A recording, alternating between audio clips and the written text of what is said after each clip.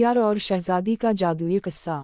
एक दिन इमरू यार, जो अपनी अकल व हिकमत और जादुई ज़नबील के लिए मशहूर था, एक घने जंगल से गुजर रहा था। अचानक उसे किसी की ससकीन की आवाज़ सुनाई दी। उसने चारों तरफ देखा। इसकी नज़र एक हसीन शहजादी पर पड़ी जो एक दरख्त के नीचे बैठी रो रही थी। इमरू ने करीब जाकर पूछा, ए शहजादी, तुम इस जंगल में अकेली क्यों बैठी हो और क्यों रो रही हो? शहजादी ने कहा, मैं शहजादी लैला हूँ और जालिम जादूगर ज़रफ़ान ने मुझे अगवा करके अपने किले में कैद कर लिया था। मैं किसी तरह वहाँ से भाग निकली हूँ, लेकिन वो मुझे ढूंढ रहा है। अगर उसने मुझे दोबारा पकड़ लिया तो मुझे दोबारा कैद कर देगा।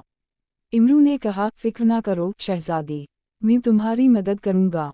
मेरे पास मेरी जादुई ज़नबील है जिसमें हर मसले का हल मौजूद है।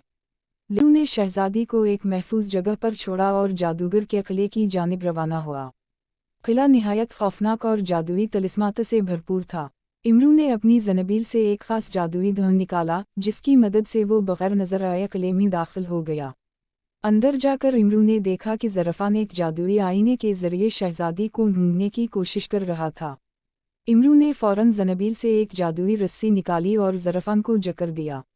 लेकिन ज़रफ़ान ने ज़ोर से हंसते हुए कहा, मुझे मामूली जादू से काबू नहीं किया जा सकता इमरू यार। इमरू ने अपनी ज़नबील से मुख्तलिफ जादुई चीज़ें निकालीं, लेकिन ज़रफ़ान के जादू के आगे नाकाम हो रहा था। तभी शहजादी लैला वहाँ पहुँच गई, क्योंकि इमरू ने उसे पैगाम भेजा था। शहजादी के पास इसके ख़ानदान का एक जादुई तलस्मी हार था, जिसे वो किले के ख़ास सुतून पर रखती तो ज़रफ़ान की ताकत ख़त्म हो जाती। शहजादी ने हिम्मत जुमा की और सुतून की तरफ दौड़ लगाई। ज़रफ़ान ने उसे रोकने की कोशिश की, लेकिन इमरू ने अपनी ज़नबील से एक शीशे का जाल निकालकर उसे आर्जी तौर पर कैद कर दिया। शहजादी ने हार सुतून पर रखा और पूरा किला लरज़ने लगा। ज़रफ़ान की ताकत ख़त्म हो गई। शहजादी लैला ने ज़रफ़ान को अपने महल के सिपाहियों के हवाले कर दिया और वो अपने वालिदैन के पास वापस लौट गई। बादशाह ने इमरू यार का शुक्रिया अदा किया और उसे कीमती इनामात से नवाजा।